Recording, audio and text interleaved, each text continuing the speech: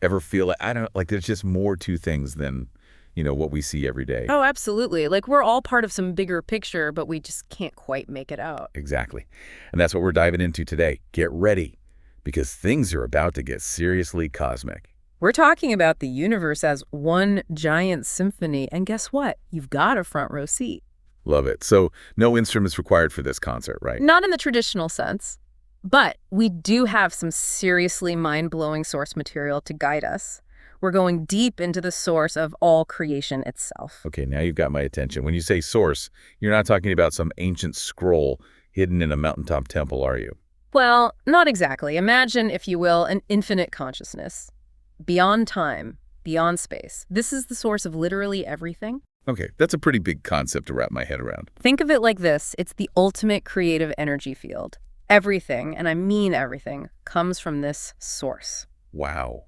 So how do we go from this infinite consciousness to, well, the world we experience every day? Our source describes it as a tapestry. Imagine this incredible tapestry woven from the source itself. Okay, I'm picturing something pretty magnificent right now. And now here's where it gets really wild. What if I told you that tapestry was a fractal? A fractal, like those infinitely repeating patterns. You got it. The universe might just work the same way. Every single part containing the blueprint of the whole, just like a hologram. So you're saying my coffee cup over there has the entire universe inside of it? In a way, yeah. Pretty mind-blowing, isn't it? It means that everything is interconnected. Even the smallest actions can create ripples throughout the cosmos. Whoa. Okay, so we've gone from the source to a cosmic tapestry to holograms. Where do we go from here? To understand how this source energy actually takes form, we need to talk about something called the ether. The ether. Okay, I'm sensing another rabbit hole coming up. Tell me more. Picture, if you will, a silent, still ocean of pure potentiality. Okay, I'm trying to imagine this. It sounds pretty peaceful. It's the canvas of the universe and the paint itself. It's where things get really interesting. And how's that? This ether is constantly vibrating, you see, and those vibrations create ripples of energy. Ripples of energy, go on. And those ripples, that's what we perceive as electromagnetism. It's the force behind everything we see, touch, taste. Hold on. You're telling me that everything we experience is basically just a manifestation of these vibrations in the ether? It's a mind-bending concept.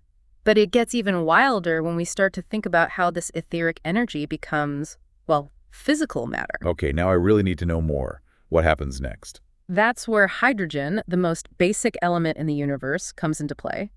And trust me, it's anything but basic. Hydrogen, huh? What's so special about hydrogen? What if I told you that hydrogen was like compressed light? Compressed light? You mean like the ether's way of packing a punch? Our source suggests that it might be a stable form of energy, which then combines to create heavier elements and eventually the world we see around us. Wow, so light gets condensed and boom, you get the building blocks of everything. That's incredible. It is pretty incredible. And if hydrogen is just the beginning, who knows what else is out there? What other forms of matter or energy are we not even aware of yet? It's mind-blowing to think about and makes you realize just how much we don't know. Exactly. But to truly understand our place in all of this, we need to shift our focus from the vastness of the universe to something much closer to home. And what's that? Our own consciousness. Consciousness, huh? Okay, this deep dive just got really interesting. It's like we zoomed out to the edge of the universe, and now we're coming all the way back to, well, us. And that's the amazing part. We're not just these passive observers in this grand cosmic scheme. We're right in the middle of it, shaping and experiencing reality every step of the way. So it's not just about stars and galaxies, but about how we each tap into that source energy. You got it. Our source actually describes our brains as these incredible receivers, picking up on information that's embedded in the ether. Remember how we were talking about the universe being like a giant hologram?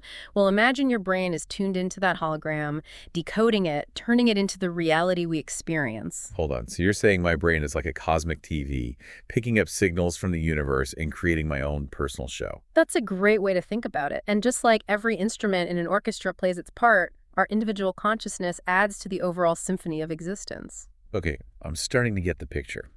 But if reality is basically a projection, why does it feel so real? I can't just decide to fly or walk through walls, even if I really believe I can. It all comes down to perception. We humans were limited by our senses. We can only perceive a tiny fraction of what's actually out there. So our senses are kind of like putting blinders on what we can experience. In a way, yes. Our Yeah. brains take this limited information and construct a sensory world that feels solid, real, even though it's ultimately just an interpretation of something far grander. It's like we're living in a virtual reality simulation, but instead of wearing a headset, we're plugged directly into the source code. Now you're getting it.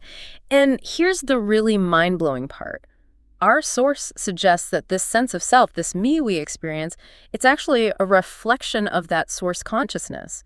We're not separate from the universe. We're expressions of it, like individual waves on a vast ocean. So deep down, we're all connected to that source energy, that infinite consciousness. It's like we're all part of one big cosmic family. Exactly. We are all interconnected.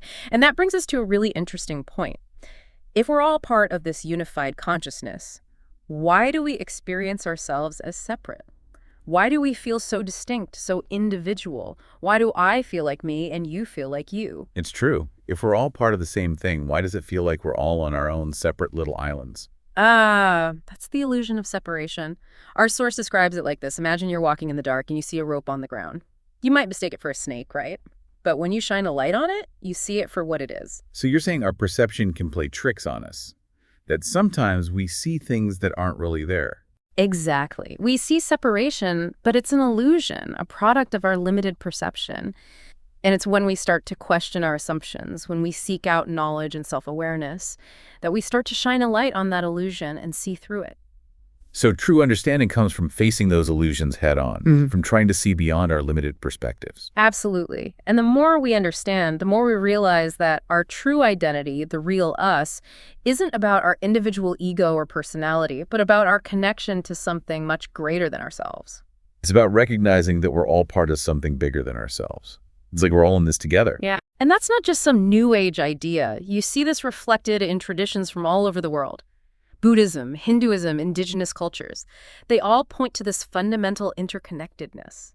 Even near-death experiences often describe this feeling of merging with a universal consciousness, this overwhelming sense of peace and unity. It's incredible how these ideas from different times and cultures all seem to point in the same direction, like it's some kind of universal truth just waiting to be rediscovered. It's pretty powerful, isn't it? And it leads us to a pretty crucial question. If we are all truly interconnected, if we're all part of this grand cosmic symphony, what does that mean for how we live our lives? Yeah, it makes you wonder, if we really grasped this idea of oneness, how would it change the way we treat each other, the choices we make, the kind of world we create? So from the sounds of it, it's not enough to just understand this idea of oneness on an intellectual level. We have to actually live it.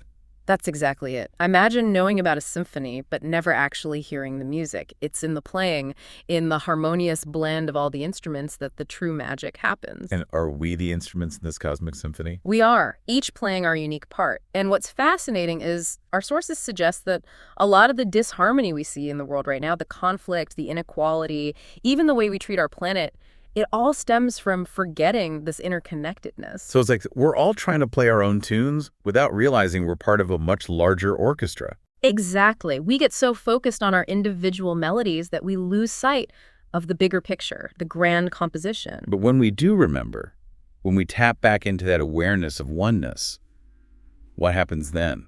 Compassion naturally arises. We start to see ourselves reflected in others. Because if we're all connected, then harming someone else is ultimately harming ourselves. Right. It's inevitable.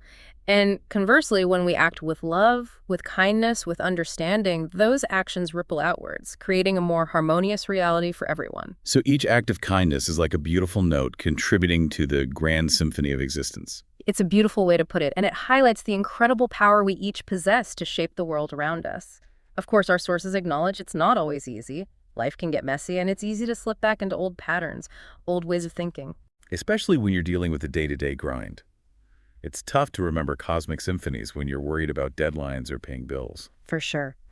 And that's why practices like meditation, spending time in nature, even just taking a few deep breaths can be so powerful. They help us reconnect to that inner stillness. Yes. Those moments allow us to step back from the noise of the world and remember that deep down, we're all part of something much greater than ourselves. It's like taking a break from the orchestra pit to really appreciate the beauty and grandeur of this symphony we're all part of. Exactly. And in that stillness, you might even catch a glimpse of the conductor, that source energy orchestrating this incredible performance of existence. I love that. Well, this deep dive has certainly given me a lot to think about. It's been quite a journey from the vastness of the universe to the intricacies of our own consciousness. And it really drives home the point that we're not just observers in this cosmic dance. Hmm. We are active participants, co-creators of our own reality and the reality we share with every living being. So as we go about our days, let's remember the symphony. Let's remember the interconnectedness of all things. And let's ask ourselves, what kind of music do we want to create? What will our unique contribution be to this grand, ever-evolving symphony of existence?